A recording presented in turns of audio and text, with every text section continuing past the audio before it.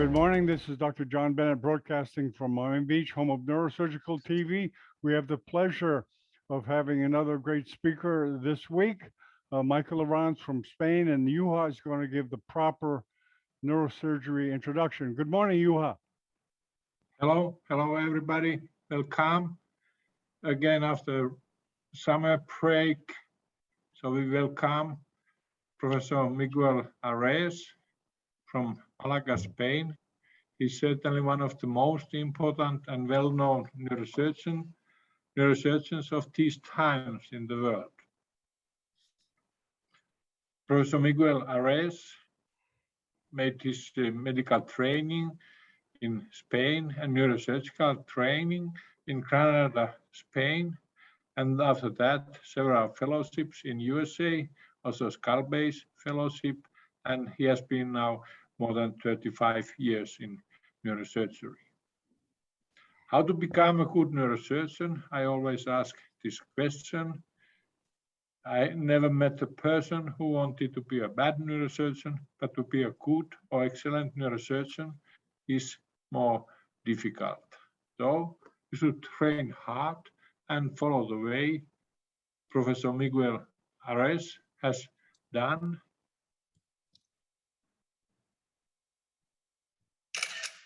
And is doing. So there are different levels of manual skills. It depends on number of repetitions, length of career. There's a general rule of 10,000 hours of training. You will be one of the world top specialists. And my rule is that after 10,000 days in operation room, you are the best of your career. Neurosurgery has three parts. There's operative skills, and Professor Miguel Arraez is today speaking about brain stem tumors. This is certainly one of the most difficult areas of neurosurgery. Then there is a research, clinical and basic, teaching. Professor Miguel Arraez has trained high number of residents and fellows, has published more than 100 publications and many book chapters, has been involved in more than 200 congresses, and is active in webinars. He's very active in neurosurgical societies and social media. Like mentioned, Professor Miguel Arraez is very active in neurosurgical politics and publishing. His top chairs are chairman of the World Federation of Neurological Surgery, and he's president of the World Academy of Neurological Surgeons. This is a group of cream of the cream group, where you can be only invited in this academy. He's active in most important neurosurgical journals, and he's also in the editorial board of Chinese Journal of Neurosurgery. Professor Miguel Arraez is one of the pioneers in new treatments. He has many international connections and many visiting professorships, and he's honorary professor at Burlenko Institute, Moscow, Russia. You should train your best young people. They should become better than you. This is one of the most important principles. My teacher, Dr. Drake, told always that if we cannot find that kind of persons, then we wait. And next year or in 2 years, they will come. So I thank you very much. Welcome to this webinar, and I give the word to Professor Miguel Arraez on brain stem tumors. Thank you very much, Professor Hersniemi. Good morning, good afternoon, good evening, according to the place of the work. Let's say that for me, it's one of the most beautiful days in my career, because such a wonderful introduction done by one of the icons of neurosurgery, one of the best ever neurosurgeons all around the world, is something I could have never imagined. So Professor Hesner-Niemi, thank you for giving me this wonderful gift as your, let's say, introduction that probably is more related to our mutual friendship than to reality has been. Thank you very much, and thank you also to all the colleagues that are going to attend this talk. I will share my screen and I will start my presentation, that is, as Professor Hesner-Niemi mentioned, regarding brainstem tumors. I like also, apart from Professor Hesner-Niemi, I insist in how grateful I am for the kind invitation. Also, I like to thank very much Professor Bing-Su and Professor Takashi Kon for the kind translation and also attending this talk. Well, talking about surgery of brainstem tumors, there are several important issues as an introduction. First of all, let me mention that I will focus mainly in brainstem tumors in adults. That is to say that the majority of the cases are going to be related to cavernous angioma and some other usually benign tumors at the brainstem, unlike the most prevalent pathology in kids, that is, as you all know, domained by a glioma. One important issue, and my talk is not addressed to the senior colleagues in the audience, is basically addressed to the younger colleagues. And let's say the important issue, number one, is surgical indication. If you do a good surgical indication and proper surgical technique, you are going to do a very rewarding operation. Otherwise, you will put the patient into a complete disaster. Talking about surgery, we have to focus on safe removal. It means we have to very much take care of two issues. One of them is how to enter inside brainstem, and hence the concept of safe entry zone, that is to say, how to get inside brainstem without provoking or adding morbidity. And also another important aspect, more than ever in neurosurgery, is the dissection plane, because if you do not care the dissection plane, you will invade eloquent areas of the brainstem and you will have a terrible postoperative morbidity. So talking about the entry at the brainstem, we can, of course, go through some safe entry zone that are going to be a very important part of my talk, and or you can follow according to the need, you can follow the rules of the 2 points, one of them in the center of the lesion, another one in the closest vicinity to the surface of the brainstem, and then just establishing a line that we will guide you regarding the entrance to the brainstem.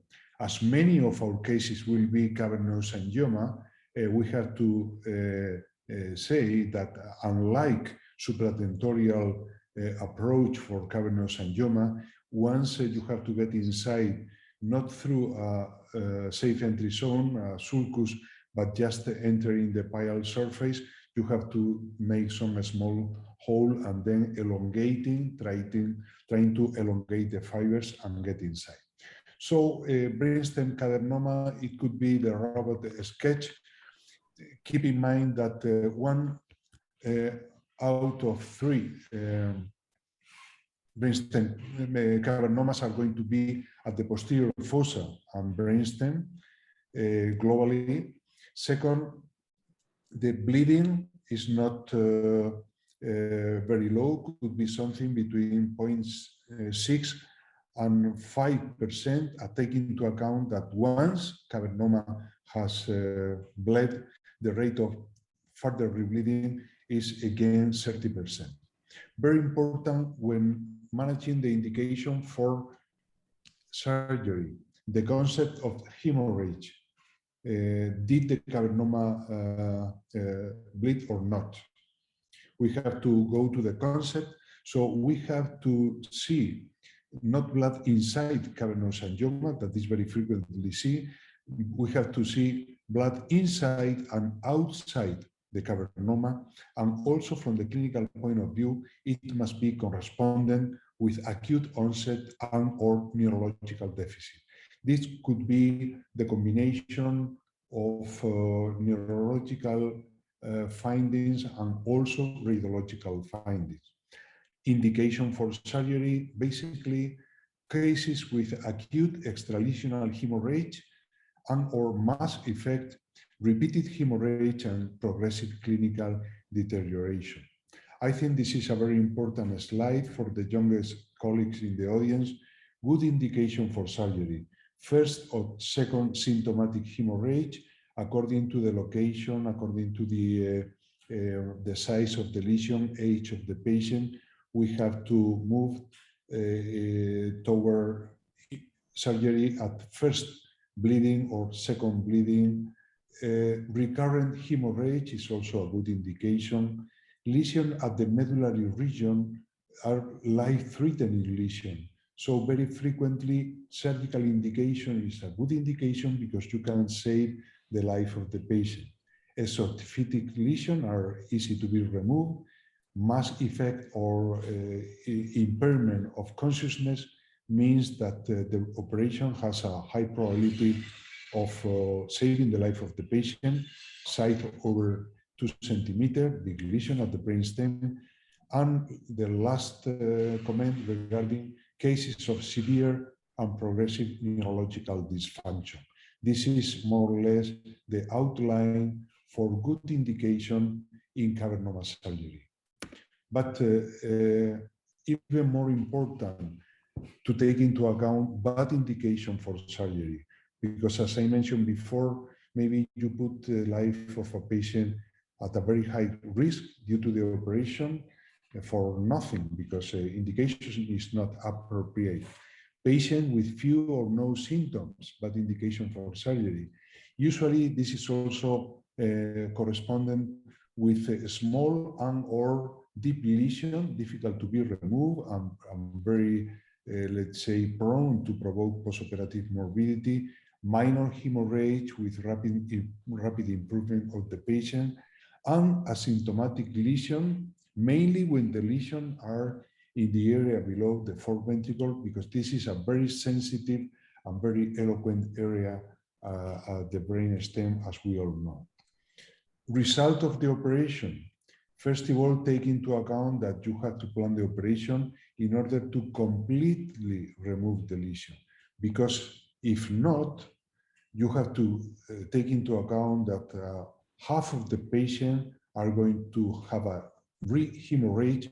So all our effort regarding the operation, this, let's say, delicate and not easy operation sometimes is done for nothing, because we want to achieve our goal of having the rate of rebleeding falling to 0.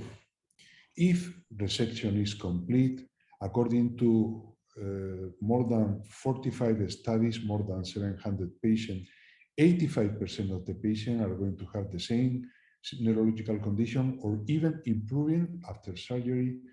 14% will impair their condition, and mortality is a little lower than 2%.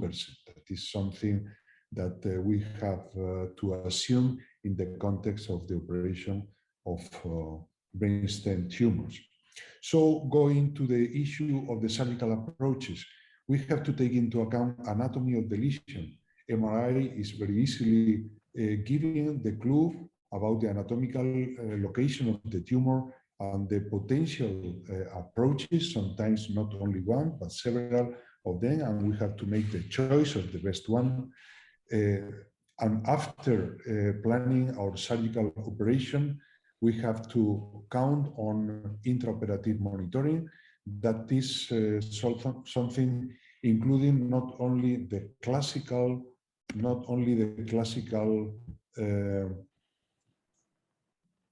monitoring of the lung pathways and EMG of cranial nerves, you have to add the mapping of the fourth ventricle. We can see here the fourth ventricle.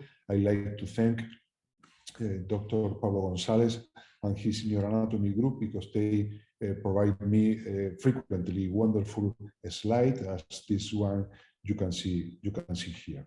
So if we are going to make something like a journey along the brainstem, and we can start at the lower medullary region, very sensitive area. Here we have several potential safe entry zones.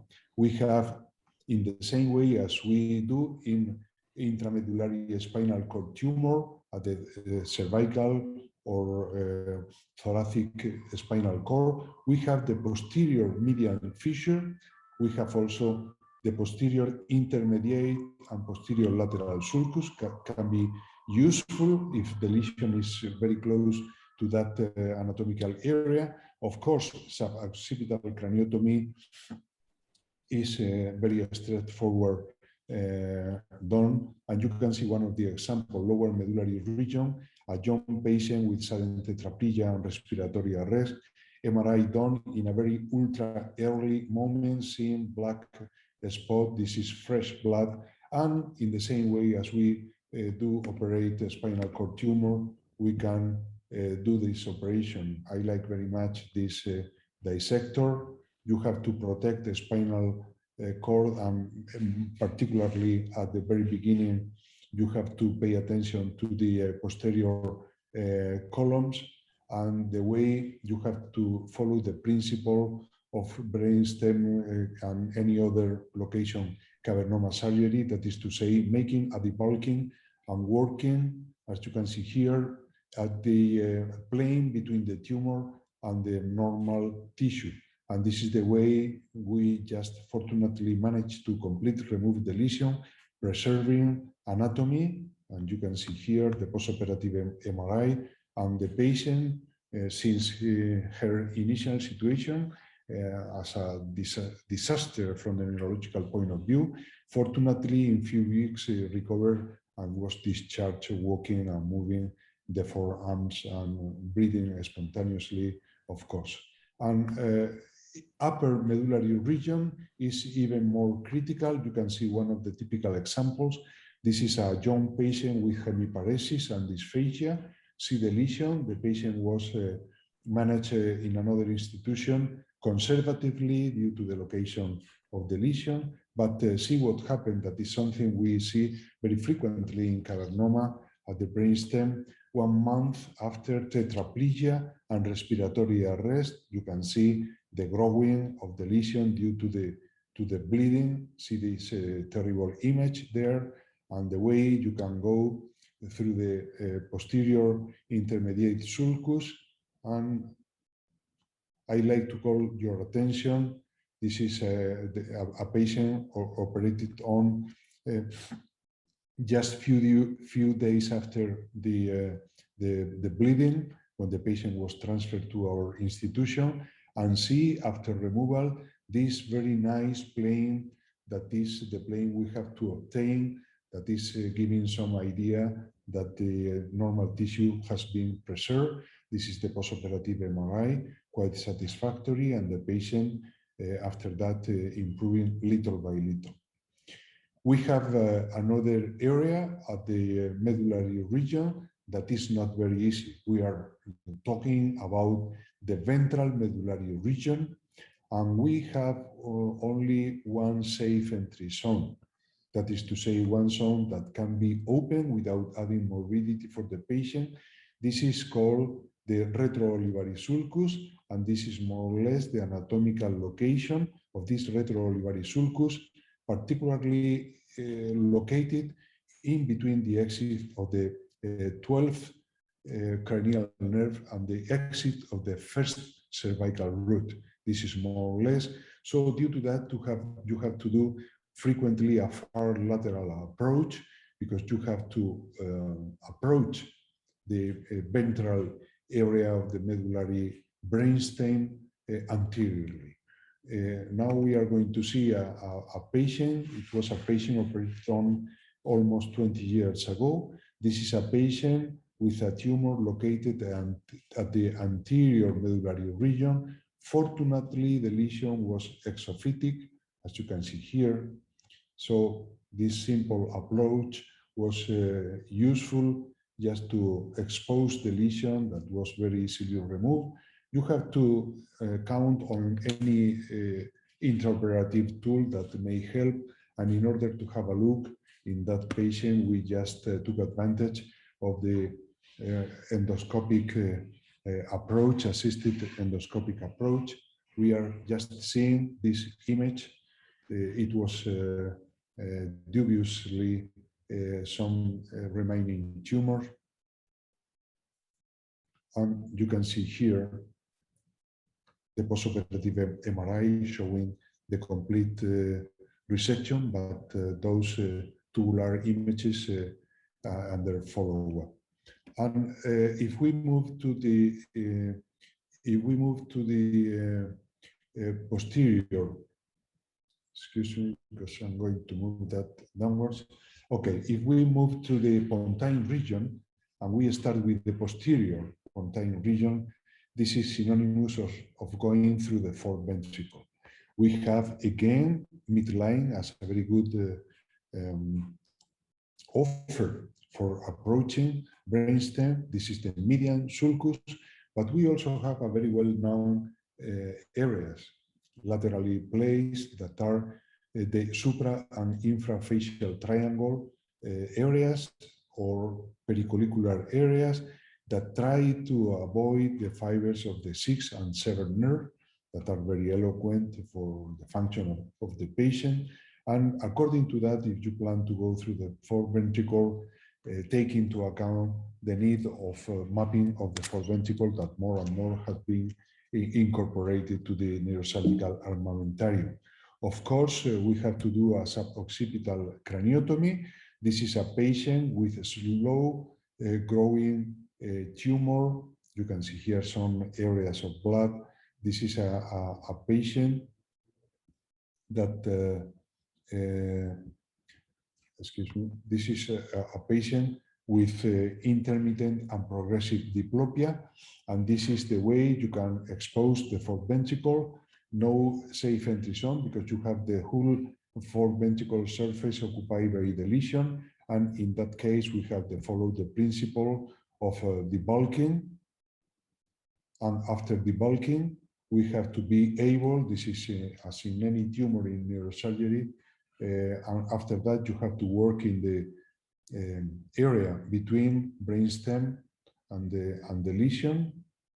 I like very much this dissection blade that can be making some sharp or blunt dissection, little by little, sparing the tumor from the eloquent brainstem. This is inside pontine region. Take into account how easily we can leave part of the tumor there, see just almost complete removal, but see this part of the tumor, not small, embedded inside brainstem that sometimes can be overlooked, left behind, and provoke further rebleeding in the patient. So very important in racemose lesions, just to insist around the tumor. This white area is the fourth ventricle. This is inside pontine region, fortunately with a very clean and very good plane in between tumor and brainstem. This is the postoperative MRI. The patient was an artist, and he, after the operation, he drew this painting with his conception of the cavernoma. Very beautiful picture that I have in my office. So this is another case inside pontine region and amenable to posterior approach through the fourth ventricle. Again, young patient, two previous episodes of brainstem bleeding, hemiparesis, left 6th nerve palsy. This is the lesion, and the patient has another fourth ventricle approach, and you can see the way we use intraoperative monitoring with fourth ventricle mapping. see that apparently there are two intermediate sulcus due to the distortion of the tumor. The way we approach midline, you can see in top right clip, and the way of opening, I like cottonoid protecting brainstem, of course. And this is finally result with this good plane and the patient postoperative MRI on the left side. Some postoperative images are a little frightening, but it doesn't matter. You have to see the patient. In that case, it was 8-9 months after the operation with a pretty good result. The patient is still with some diplopia that has impaired a little bit after the operation, but recovering little by little, and some slight right facial pulse. In some tremor, the patient had some severe hemiparesis before the operation. Pontomedullary region is another anatomical area that has been analyzed in order to ascertain which could be the best approach. See this patient with a long history of intermittent diplopia and hemiparesis. See the lesion, different stages of blood, progressive course, and this is the lesion. You have to see where the lesion is abutting the most at the brainstem. In that case,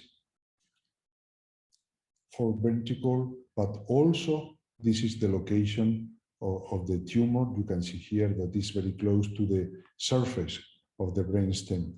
If you have the possibility to go through the fourth ventricle, or you have another chance, in that case, to the CP angle, try to avoid the fourth ventricle entrance, because it's good sometimes if you don't have any other better chance. But if not, try to avoid that, because fourth ventricle is potentially harmful for the patient. And this is the way you can remove that lesion at the pontomedullary region by means of a simple retrosigmoid approach. We are at the left side, of course. This is 7 and 8, this is 9, this is 10. So in between 9 and 10, this small spatula helping you. And by means of this simple retrosigmoid approach, basilar artery over there, you can expose the lesion. This is 9, this is 10, and the way you can expose the tumor. And I like to call the attention of the surface of the brainstem after removal of the tumor. We are not seeing a very good plane. We have to fight with a very sticky plane, gliotic plane, due to numerous and intermittent episodes of bleeding outside of the cavernoma. And as a matter of fact, although MRI was satisfactory, the patient had some impairment due to increase of hemiparesis, 16th palsy, and dysphagia. Little by little recover. Explanation for that, improper timing for the operation. This patient was waiting too much at the waiting list, that sometimes is longer than expected, and due to that, the result of the operation was not 100% satisfactory. So we gather that in some cases, delaying the operation too much, and even more in the case of recurrent episodes of bleeding, may lead to some difficulty when dealing with the plane around the tumor, because the critical issue, as I mentioned before, are first, the way we get inside the brainstem. We have to avoid the morbidity of that entrance, and second, the way we are dissecting the tumor and trying to avoid further damage of eloquent fibers. So, take into account the other possibility, do we have to operate patient at the ultra early acute stage? Well, we have to do that some case, surgery in acute stage. This is a patient, you can see this cavernoma inside the pontine region. You can see edema and rapid deterioration of the patient, and in less than 24 hours after admittance, due to the clinical course, we took the patient to the operating room. We do that for ventricular approach, and sometimes due to a caprice of vascularization in cavernous angioma, the cavernous angioma is bleeding very much. In that case, it was bleeding like a real AVM. It was a nightmare. We managed to remove the lesion, and the patient after that improved little by little his condition. But look at the postoperative MRI, and you can see some remaining lesion over here.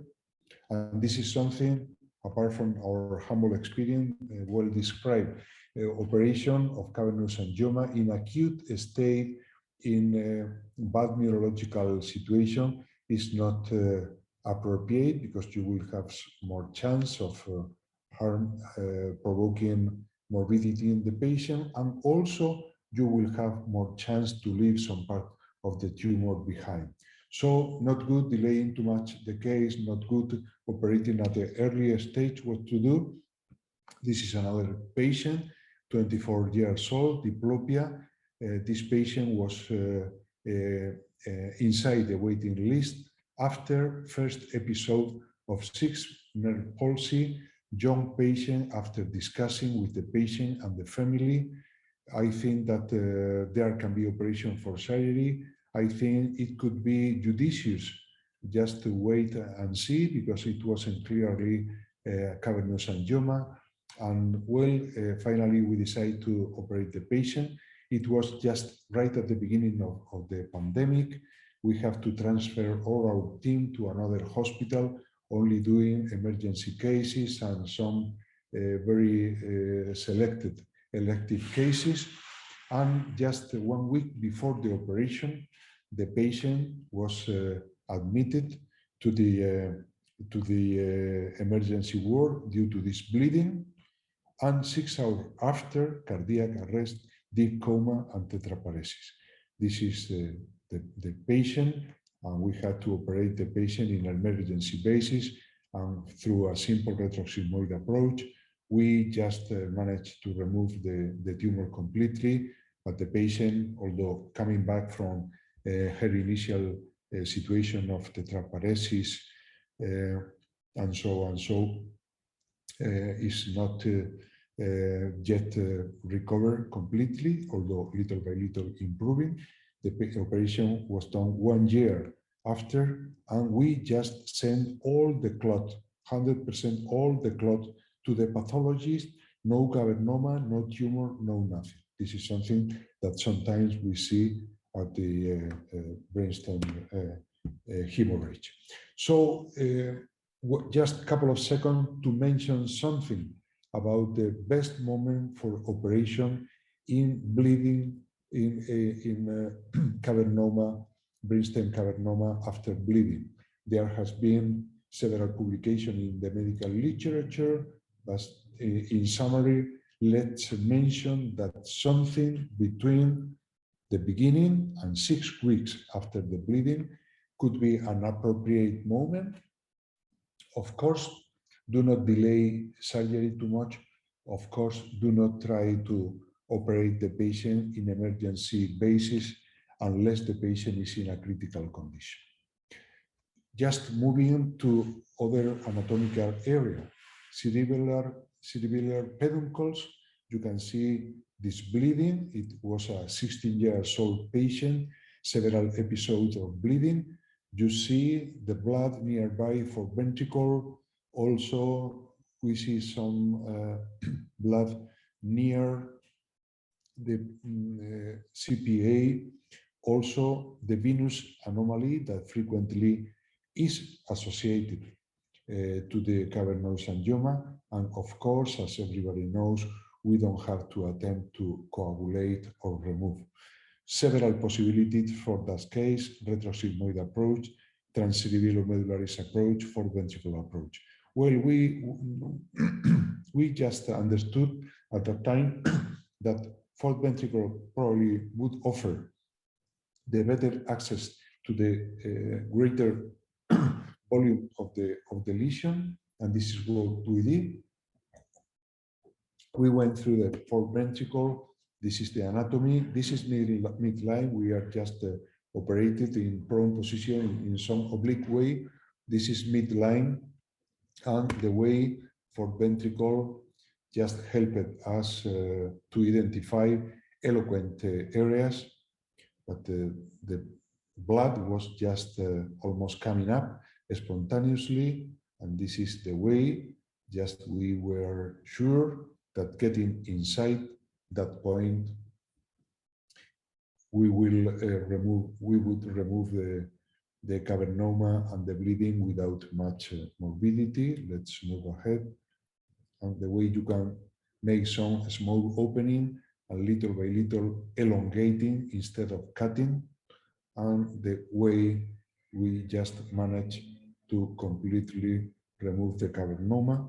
And this is the postoperative MRI showing the enter of the foreventricle and lateral recess, and postoperative MRI satisfactory. And this is the patient just 3-4 days after the operation with some tremor that is not infrequent, no 6-nerve palsy, some slight right facial palsy, satisfactory result and complete removal. And we have to mention that although initially after the operation you can have even some postoperative impairment that is not infrequent, the medium-term and long-term result from the neurological point of view of this patient, especially and particularly young patient, is absolutely rewarding. Inferior cerebellar peduncle. As we mentioned before, we have to very much look at the MRI. We can see the lesion over here. This is also a young patient close to the nearby lateral recess of the foreventricle. But if we look, this is a funny image. We have some level here. This is not a definite image of cavernous angioma. It's not a glioma. There are many miscellaneous pathologies that we are more and more seeing inside brainstem. But if you look at the report of the radiologists, maybe in 90% of the cases they are saying cavernoma if the lesion has bled, or glioma, but there are many different lesions. But going back to the way of approaching that, look at the lesion, look at this. This is something that is offering us the way of getting inside the brainstem, inferior cerebellar peduncle, without any cutting of fibers, and this is a very good approach. So for cases like this one, we have several possibilities: young patient, 32 years old, loss of balance, diplopia, and keep in mind among the different possibilities, keep in mind these articles, many of them published by Professor Matsushima, in this case second author, but mastering and with a lot of anatomical studies showing the way you can take advantage of the transcerebellomedullary fissure in that brutal, lateral aspect. This is left approach.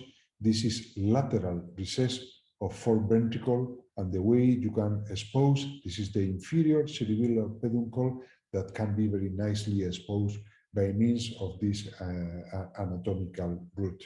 I like to, in 5 seconds, call the attention to the youngest colleagues in the audience about how much important neuroanatomy is for neurosurgery and neuroanatomy is for brainstem operation.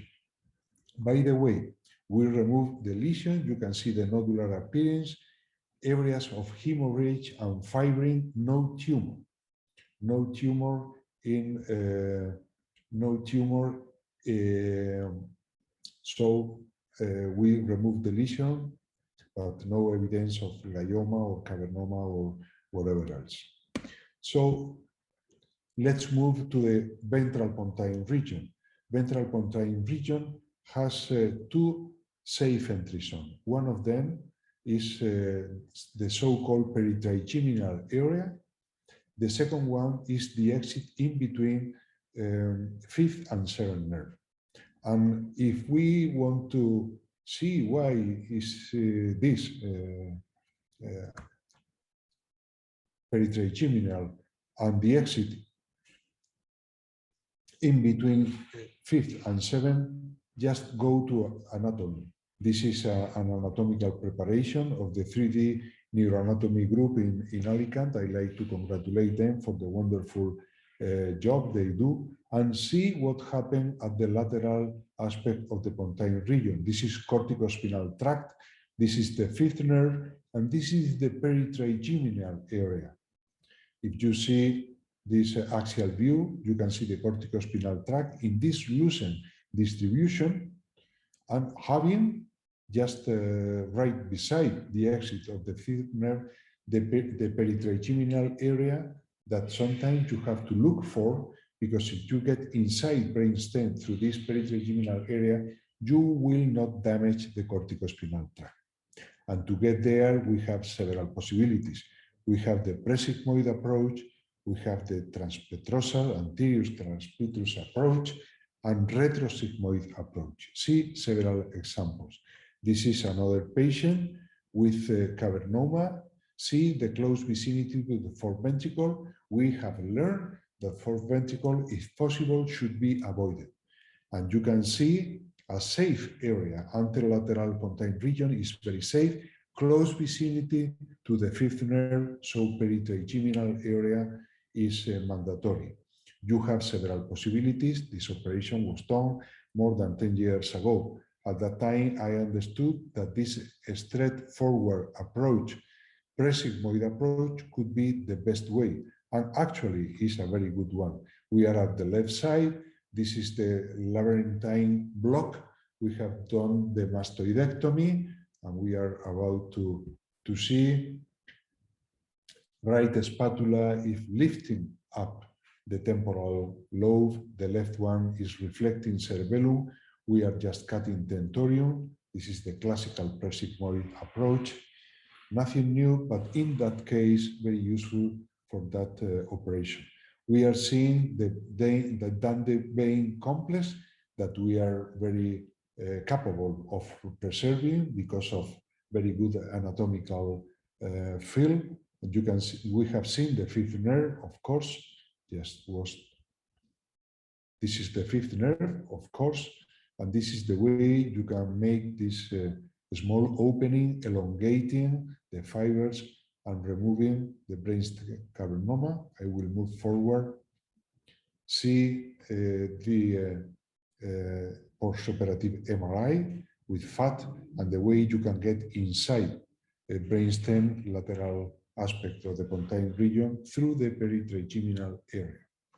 But this is a very similar anatomical location. This is a young patient with episodes of bleeding, the wife of a physician. And you can see this anterolateral location, as we mentioned before, and following the rules of the 2 points, we could figure out transpetrous approach or wherever. Sometimes we see publication regarding endoscopic approach to the ventral brainstem, but for cases like this one, we have been more and more shifting toward simple retrosigmoid approach. In that case, you can see right side, we can see the fifth nerve that has been displaced and now is just right in front of us, right after opening the dura. This is 7 and 8, and this is the very easy way you can take advantage of the exit of between 5th and 7th. This is almost real time, the way you can remove the lesion, removing the clot, and see this clean plane underneath, and the way you can remove very easily. You can see postoperative MRI very easily, taking advantage of the very much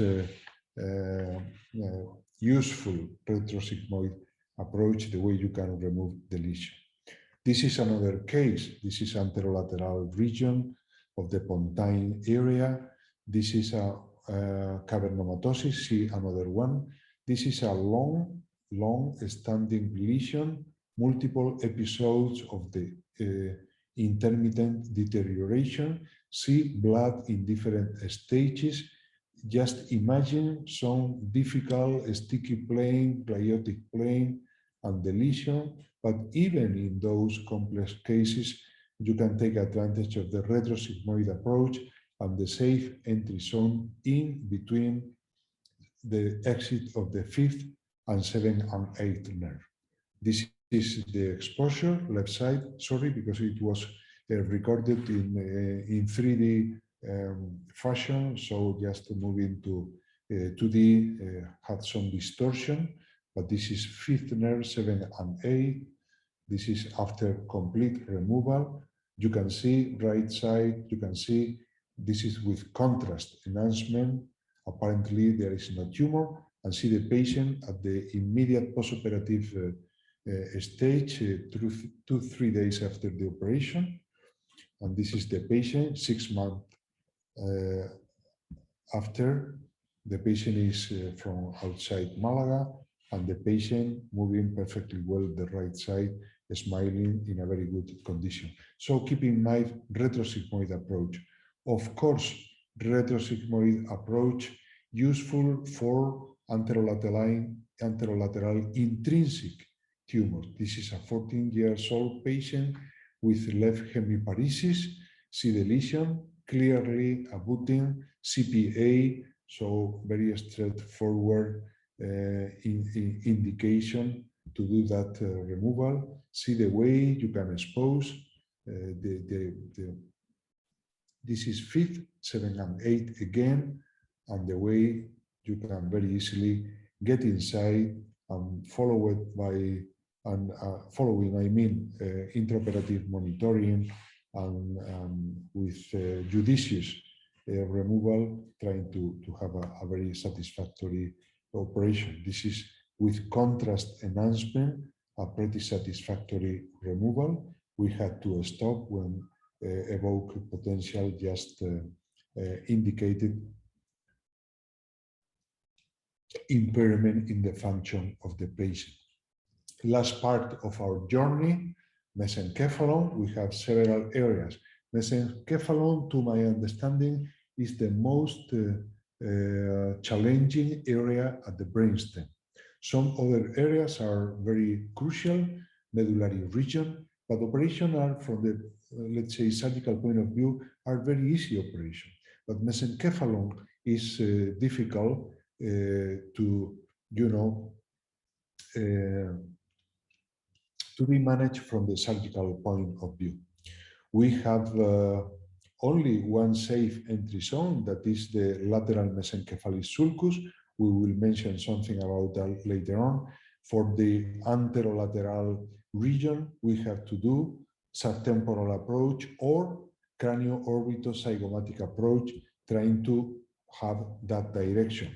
This is what has been published in the medical literature. We do not do this aggressive approach because we gathered that only doing some small zygomatic osteotomy, the temporal muscle will be able to be reflected downward, and so you will have a very lower temporal craniotomy, and you can lift up the temporal lobe just going to the tentorial incisura. And we can see one of these examples here. This is a 16-year-old patient, a piano player, with this progressive lesion and progressive left hemiparesis. You can see the solid cystic lesion at the mesencephalon, also subthalamic region, the encephalic region, and the way you can do this approach. We are at the right side. We have lifting up temporal lobe, that is after CSF releasing. That is a maneuver very well tolerated by the temporal lobe. Remember that we only have veins at the sylvian region and also at the labé region. So you have something, you have a very long temporal lobe to be reflected upward and backward. And this is the way you can, and sometimes with proper relaxation, you don't have to put retractor, just only cotonoid and passive retraction, and you can expose the tentorial incisura, right side. This is the third nerve by definition. This is superior cerebral artery, posterior cerebral artery. This is the third nerve. This is carotid artery, pecum. And right, top right, the way you can, the way you can expose the lesion just immediately underneath, very easy removal, cystic evacuation, and very nice postoperative MRI. But the patient became immediately after the operation completely hemiplegic, a dense left hemiplegia, but fortunately the patient, a young patient, just this is few months after the operation, managed to recover partially, and this is something that's sent by the patient from another province in Spain, paying piano 10 months after the operation. This is something absolutely rewarding, and also we have to look to the anatomy to understand what is going on at the mesencephalic region. Remember the way we saw the lucent distribution of the corticospinal tract at the pontine region, but this is the mesencephalic region. Mesencephalic region has a very compact distribution of the corticospinal tract, so any maneuver over here very easily will lead to contralateral hemiplegia of the patient. Okay, this is another lesion at the mesencephalon. Sometimes the choice of the surgical indication is not easy. The indication is not easy. The choice of the surgical approach is not easy. This is a young patient with that lesion that was initially diagnosed as cavernoma. Radiologists, I do appreciate them very much, but they don't, maybe in many instances, they very easily fell into the temptation of consider everything not being a glioma, considered to be a cavernous angioma. Well, this is the patient. This is tractography showing the eloquent fibers of the corticospinal tract. This is the lesion. You see this anterior part. This is not a good safe entry zone, because here you have perforators and you have basilar artery, no way to get inside, so the patient had some lack of balance, tetraparesis, and we decided to wait and see. The patient was put under corticosteroid therapy, transient initially improvement, and after that again impairment of his condition.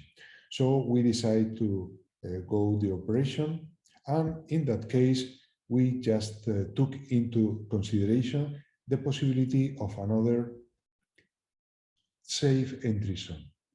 This is a very sensitive area at the brainstem, of course, the tectal plate, but infraclavicular area is good enough. See the distortion of the tectal plane and dorsal mesencephalon, and see the direction, and you can imagine that a simple suboccipital transtentorial approach is good to get the infraclavicular approach. So suboccipital transtentorial infraclavicular approach, top left, you can see the approach. We are at the right side. This is the fourth nerve, and this is one of the rare instances in which we see the exit of the fourth nerve. You see some staining over here. Sometimes we use neuronavigation, sometimes it's not needed, but neuronavigation is useful, trying to help you to identify where the lesion is abutting the most, the surface of the brainstem. We just get inside, a small opening, elongating, as we mentioned before, just bottom left. This is after removal.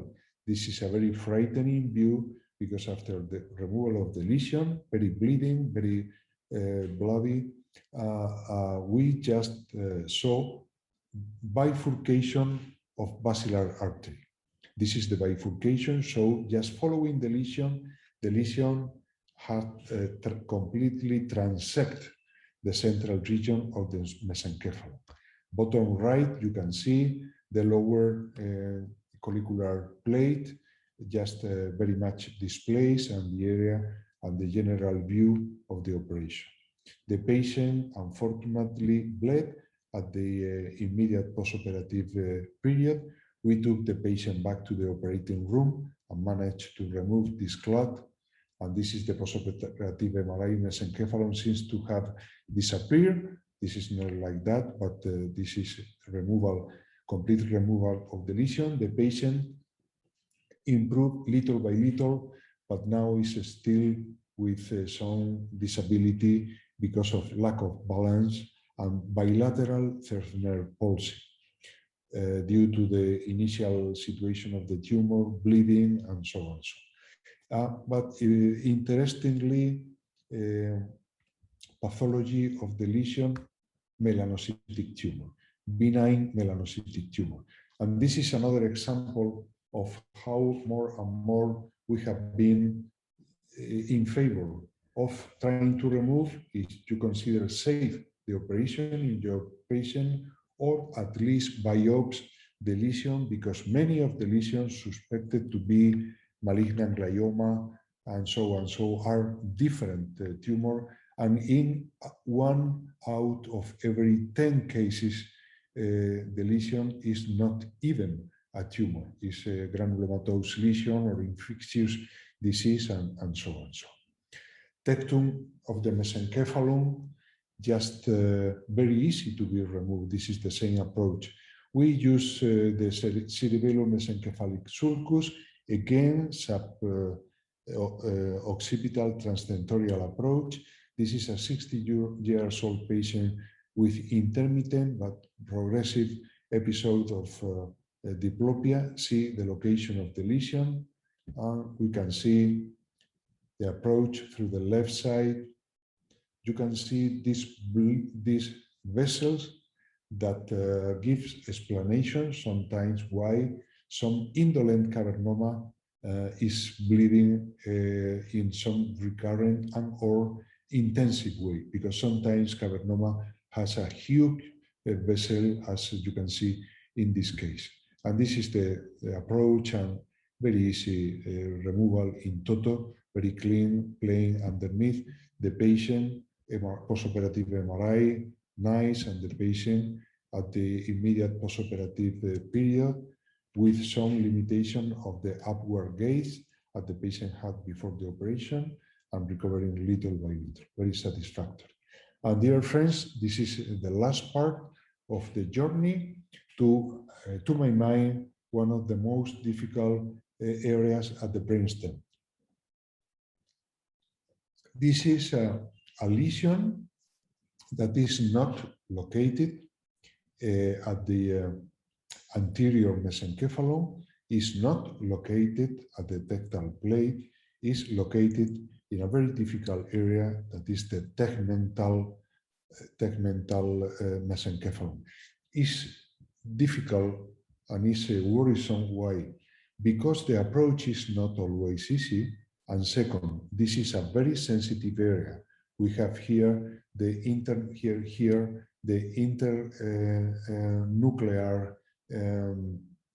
nuclei, right? And very easily the patient is having postoperative morbidity due to the vicinity of the corticospinal tract, and also severe diplopia plus the third nerve palsy.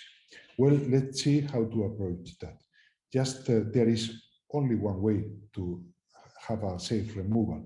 This is the lateral mesencephalic sulcus. Lateral mesencephalic sulcus has been described in many papers, and also the way of approaching that region has been also described.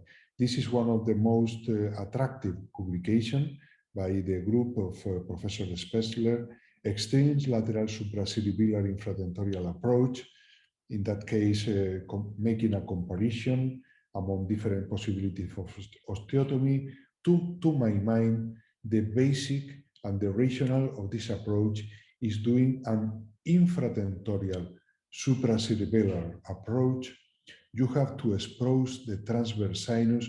You have to do some limited osteotomy, trying to allow you to lift upward the tentorium, and also in order to have the most possible lateral approach, as you can imagine here, you have to do, in some cases, cutting of the tentorium from underneath and just reflecting the medial surface of the occipital lobe in order to get a better angle. And this is the approach of that lesion. We are at the right side. This is Vermean region. This is the tumor almost self-exposed. This is the mesencephalic vein. Mesencephalic vein is the anatomical landmark of the mesencephalic sulcus that is supposed to be a safe entry zone. We have cut tentorium from underneath, a lot of variation in anatomy of the tentorial region, but you have to cut from underneath until the incisura in order to reflect laterally the occipital lobe and have a better angle. And this is anatomy is always the best neuronavigation and the best landmark. This is superior cerebellar artery getting divided after the lateral mesencephalic segment, just before going to the surface of the Vermean region and superior cerebellar region. And the way just we manage to remove, you can see the lesion. I'm sorry, because this is interposed, but anyway, the way of removing that lesion. Histology, benign pilocytic astrocytoma. This is another case. Spectroscopy in a 45 years old patient, spectroscopy, malignant glioma. We just look at this funny vessel over here, but in any way, of course, it could be malignant glioma. Why not at least biopsy or trying to remove the lesion? We did the same approach. You can see the location of the tumor. And this is the postoperative MRI after removal. I have to mention that once inside mesencephalum, the lesion was bleeding like a real AVM, no clear abnormal tissue, just giving the idea of tumor. We managed to remove this lesion with a lot of vessels. This is the postoperative MRI, pretty satisfactory. Histology, vascular malformation, no malignant cells. So this is another example of how we have to, insofar as we are getting confident with that kind of approaches, well, we think that we have to at least biopsy in selected cases, of course, due to age and location and so on. And this is the patient. This is the patient. Sorry, this is the patient. Few months. Okay. This is the patient. Few months after. The patient has postoperative hemiparesis and diplopia due to the huge difficulty of the removal of such a difficult to control bleeding lesion. And fortunately, sorry, I don't know what is going on with the computer. And also the patient has some small repair by ophthalmologist with very good situation from the ophthalmologic point of view. And this is the last example that is in regard to the youngest colleague in the audience. This is a patient who was sent to our department due to this cavernoma and also due to a second lesion with some increase of the volume suspected to be a glioma. So this collision of tumor, the patient was sent due to progressive dysphagia. So we did what we had to do. First of all, see the patient from the clinical point of view and neurological examination, and also very carefully look at the MRI. This is the tumor in a very sensitive area. This is the red nucleus area right at the entrance of the foreventricle, very sensitive area, and see what neurological examination discovered. This is a palatal myoclonus. Palatal myoclonus was the reason of the difficulty of the patient to swallow, and having a combination of everything, the patient had a hypertrophic olivary degeneration, secondary in that case, not to pontine hemorrhage, but secondary to the interruption to the dentato-rubral olivary pathway, or Guillain-Barré triangle, due to the location of the small tumor at the red nucleus location. So removal of the cavernoma would have not useful for the patient, because the patient didn't have any criteria of hemorrhage or growing of the cavernoma. Second, the lesion at the olivary area wasn't a glioma, but the very well-known hypertrophic situation of the olivary region in that condition.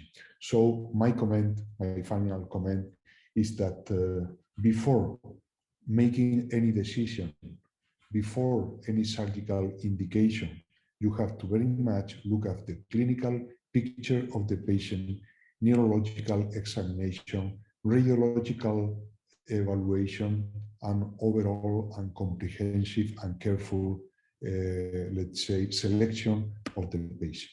So this is my last slide, just calling the attention to how important the anatomical definition of the MRI and knowledge of anatomy is for the proper management of brainstem tumors.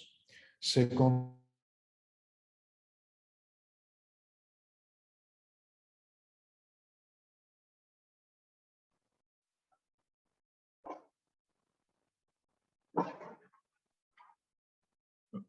Thank you, Miguel. Thank you very much for excellent lecture and good patient selection. So I think Miguel fell off. I think he fell off. He fell off, but he'll be back. some comments. Is Atul still there? Yes, yes, you are. I'm very much there. How are you? Everything okay? Everything is okay. Yeah. Yeah, yeah.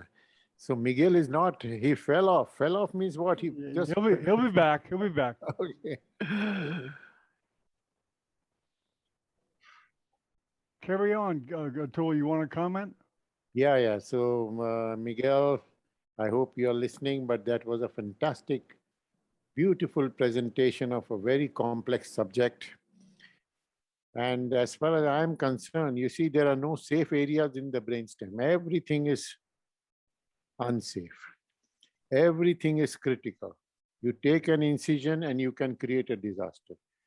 The thing is, which is the safer than the other, and how you select that area which is the safest. So that is what Miguel pointed out and showed with several cases, several surgical videos and things like that. And wonderful, you see, it requires very fine dissection, fine microcisor, fine bipolar, fine instruments, fine biopsy fossa, very thin. So it requires minimum handling, minimum tissue handling, minimum tissue injury. So this is the name of the game. This is height of microneurosurgery. And what Miguel has shown is the height and ultimate of neurosurgery. And I'm very happy and proud to see him. Yuha. Is Miguel here?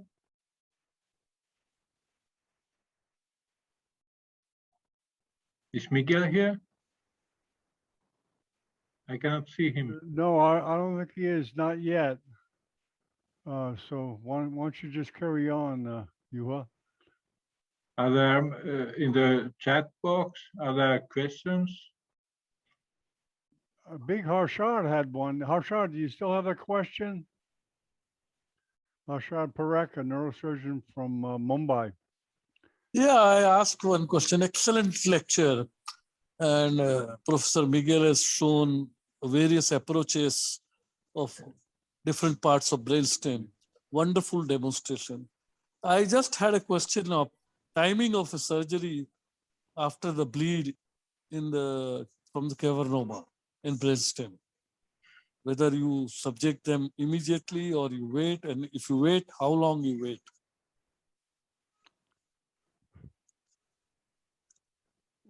Well, I guess Miguel's not here.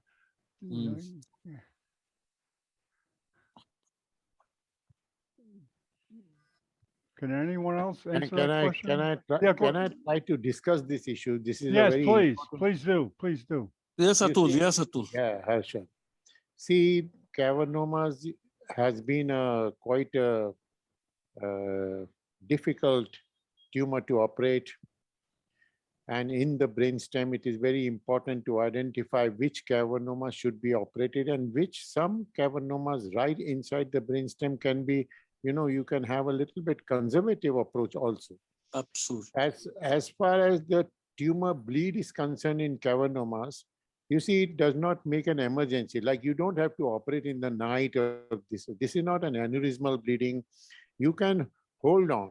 But the best thing is to operate after the initial impact. Maybe I will say you might like to give 1 or 2 weeks for the brain to settle down, the edema to settle down, so that your planes, you can make proper dissection in the brainstem, make an incision in the brainstem, rather than to have an angry brainstem and operate.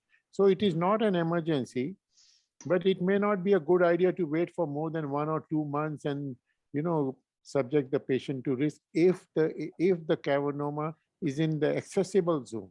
If it is not in the accessible zone, say a lot of brainstem is around it, you might like to hold on for some time, and you might even have the initial theory was to wait for the second bleed. That was the theory which was very popular. But that theory, because of the work of various people that we have seen during the COVID times, many presentations, the threshold of operation has become, more for operation rather than less for operation. Less, correct.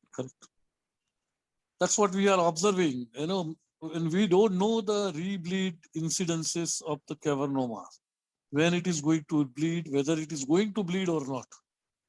If the patient has improved after the initial bleeding, should we operate or should we wait for a second bleed? Because we don't know the incidence of the rebleeding.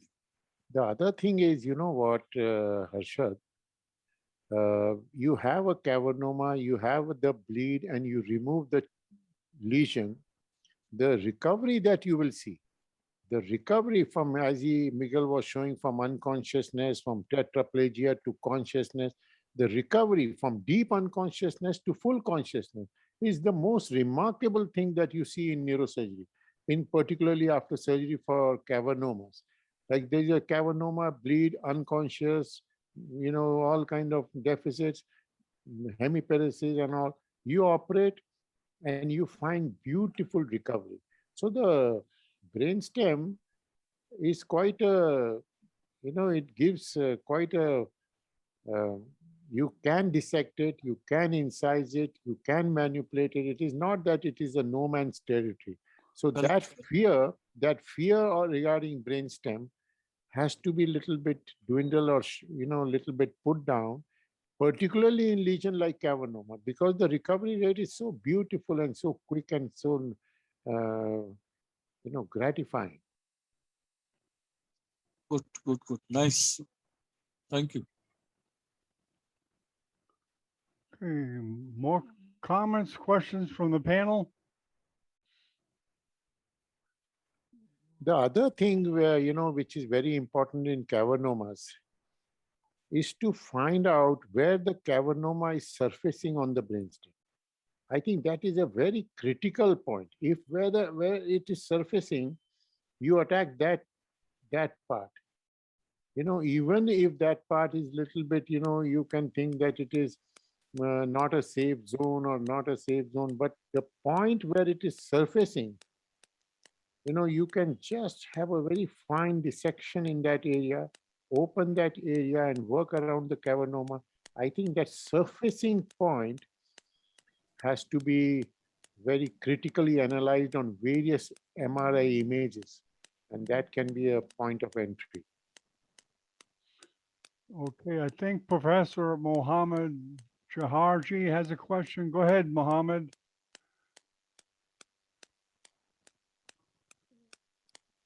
Can you hear me, Mohammed? Your hand is up. Oh, perhaps not. Okay, any more comments, questions on the discussion so far?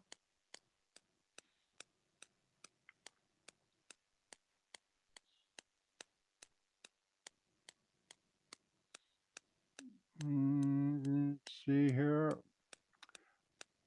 Sorry about Miguel. I guess he must have had some serious tech difficulties. Let's see.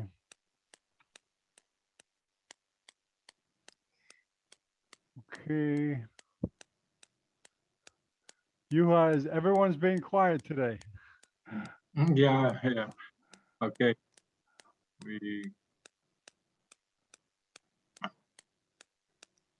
The other issue that can be about medulla oblongata lesions. was that you? Saw about medulla oblongata lesions. Yes. The other issue which is very important is about the philosophy of pontine gliomas. Diffuse gliomas, focal gliomas, cystic gliomas, solid gliomas, exophytic gliomas in the pons in children.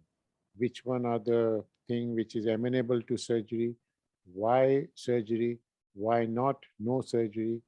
Other issues in pontine gliomas of the brainstem, which is quite in discussion, particularly in the pediatric population. And more important is to identify with the molecular profiling, which, why they operate. Many of these diffuse gliomas may not be operated, but recently some people like to operate for molecular profiling to give appropriate adjuvant drug for research purposes and things like that. But the diagnosis is basically radiological. MRI gives you the diagnosis. It is not biopsy for diagnosis, but biopsy for therapy and for adjuvant treatment. So that is the recent trend. I would have liked to know, what is your comment on pontine gliomas? What is your current stand on pontine gliomas? Of course, the pontine gliomas are maybe even more difficult to operate on than cavernomas. And you have to select the cases extremely carefully. They must be solid and maybe partially exophytic so that you can remove them. I have done not many in a small country, but some had good recovery. Of course, what I have seen in pediatric patients, most are diffuse gliomas. So if you didn't do any surgery, except maybe stereotactic biopsy, because it was asked, but actually it is not needed because the MRI is so superior nowadays. So you can diagnose and select the cases, the few cases for surgery. So John, Miguel is here. Miguel Yes. is back. Oh, okay. Okay, Miguel. I managed to survive to a terrible blackout Okay. that saved you all from the last slides. Thank you for kind attention. I'm very sorry. I don't know what happened with my personal computer, but suddenly just suffer cardiac arrest or something like that, and I have to move to another computer, and here I am. So, Okay. well, I just stopped my talk in the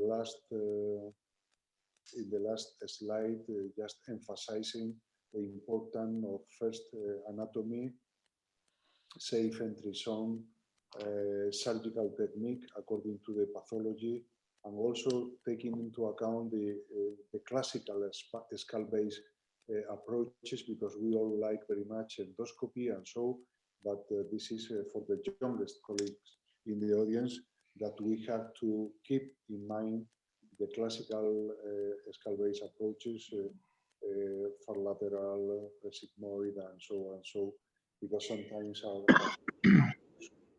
and I have a couple of slides just honoring Professor Hestniemi, because I just managed to get the original pictures.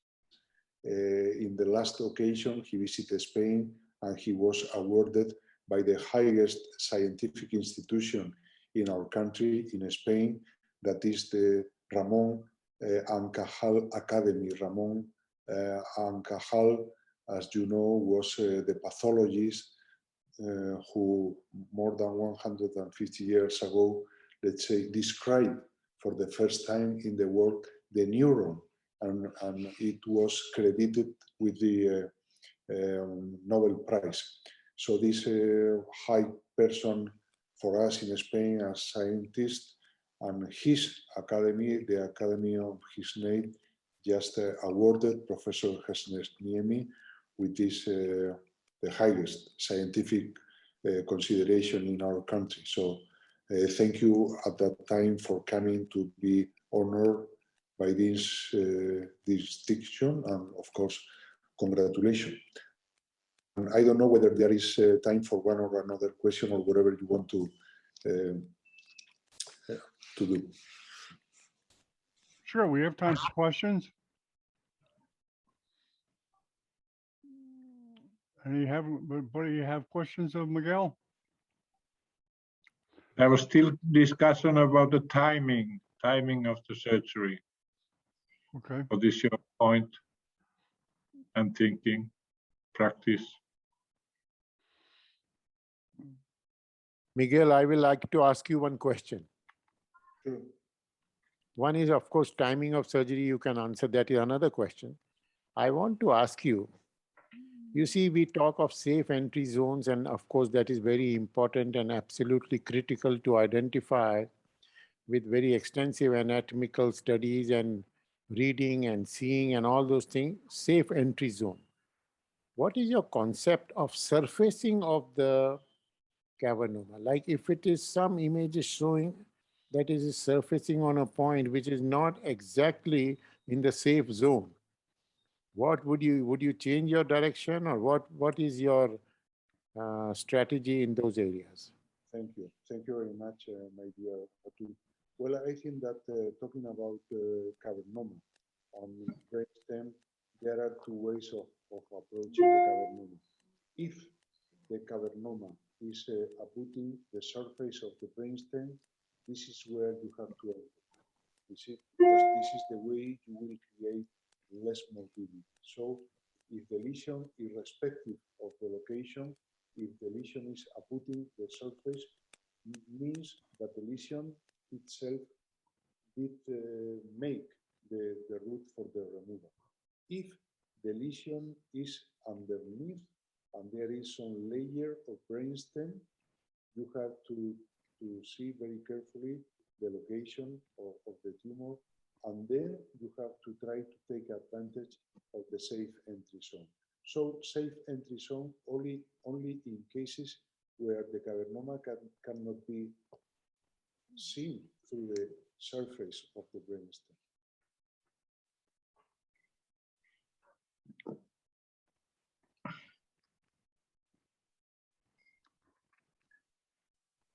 Now about the timing of surgery, you see, Dr. Parekh was asking when there is a cavernoma and there is a bleed in the cavernoma, which is the, Harshad, you want to ask yourself? Yeah, as I was asking the same again, yeah, what is the best time to operate after we first bleed in cavernomas in brainstem? What is the time frame you give? Sometimes patient coming to you. Miguel, Miguel, your voice is not clear. Just yeah, speak loudly. Speak loudly, Miguel.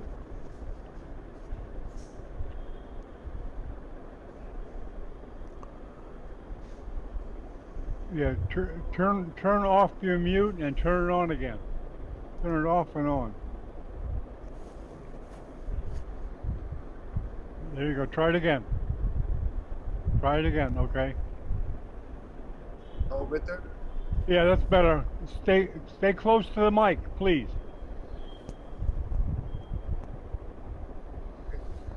I'm in a big pack. I don't know whether the mic is anyway, I will try. So I would say that sometimes. That was good. That was good. Okay, thank you. Well, if the patient has bled, maybe this is not a patient. Sometimes the patient is having, after history of 1, 2, 3, 4 years of after diagnosis of cavernoma, this is different scenario. The lesion maybe has been growing or whatever. This is different. But talking about the moment, since the moment of the bleeding on, we gather that in very early stage after bleeding, the first, second day with the patient, maybe in some acute stage, is not good unless the patient has a, let's say, very severe neurological situation needing for surgery due to comatose state or something like that. If the patient is not in such a situation, we wait no less than 10, 15 days. We gather medical literature is in some agreement regarding the time frame of 6 weeks since the bleeding to the moment of the operation. From 6 weeks onwards, anything may happen. Sometimes operation is easy, sometimes not. Why? Because my understanding is that morbidity due to the difficulty of the plane around cavernoma is usually due to recurrent small bleedings that provoke a sticky gliotic plane around cavernoma. In the subacute stage, this is a very easy operation because you have the cavernoma, and cavernoma sometimes is floating inside the clot. This is my understanding. Right. Thank you. Thank you. Thank you, Professor.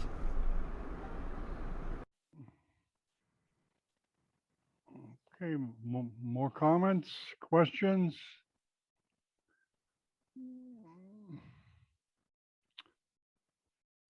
Miguel, you would like to comment on pontine gliomas a bit? When do you operate? When you don't operate? Is there some kind of a philosophy you follow? This is to me? Yes. Yeah. Okay, well, I think that pontine has to follow the same rules regarding indication, but to my mind, there is one thing regarding pontine region.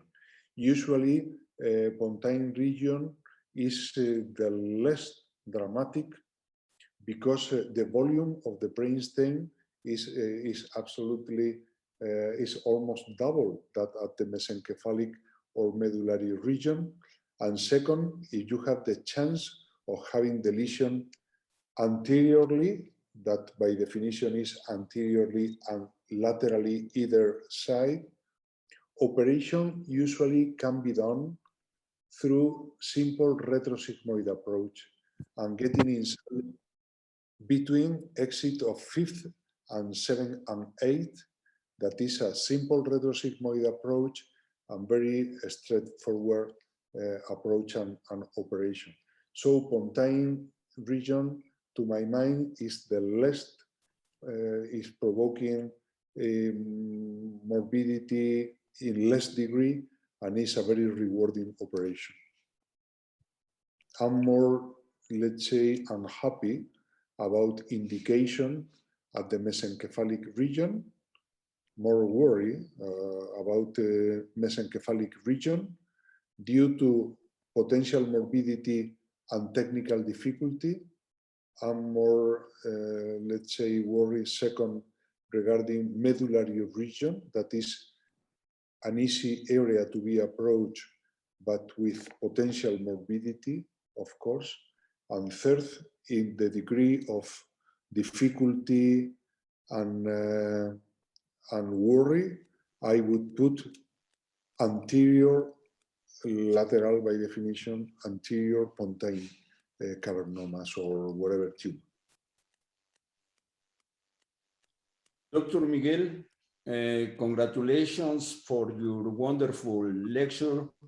Thank you. Very good surgical cases and the surgical procedure. I agree with Dr. Atul Gol that there are no safe region of in the brain stem for surgical procedures. So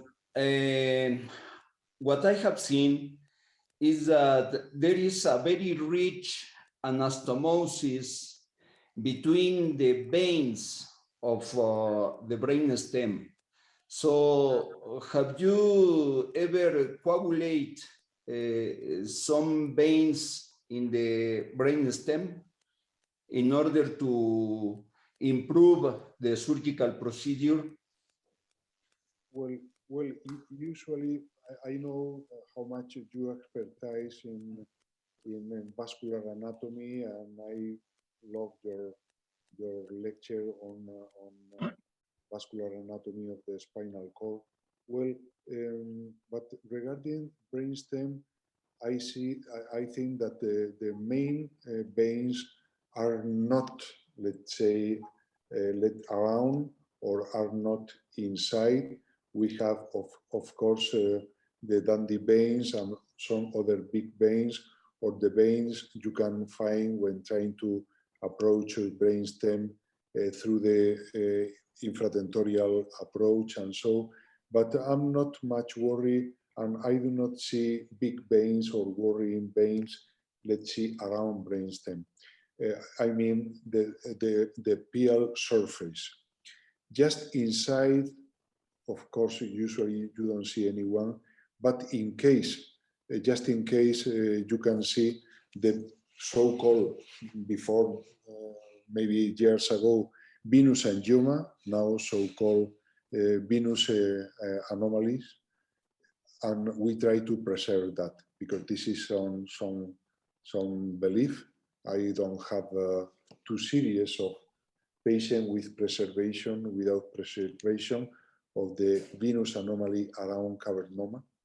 Sometimes difficult to be identified, by the way, but the current understanding is that we have to preserve those veins. Thank you, Dr. Miguel. Okay.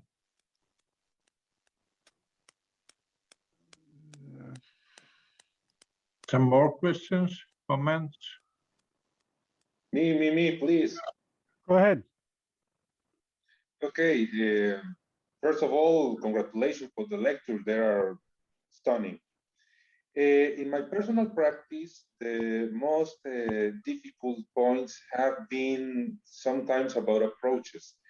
And thinking about what are you discussing, maybe for another season, it could be good do, for example, an anatomy of the brain of the approach. Why? Because sometimes a little bit, if you get more millimeters on your craniotomy, or if you move, or if you rotate the head just a few millimeters, it changes all the surgery for you, make it easier or make it difficult. It could be a very difficult challenge, especially for young surgeons. So actually, it's a personal request, it's a personal suggestion. Maybe we could make another season about anatomy of the approaches, because it could be an excellent suggestions. It could be an excellent to encourage young people to do a better procedures. So that's my suggestion. And thinking about, we have here an excellent professors as senior neurosurgeons. So that's a personal request. Thank you. Okay, let's plan for it. Let's plan for it. Some other comments, questions?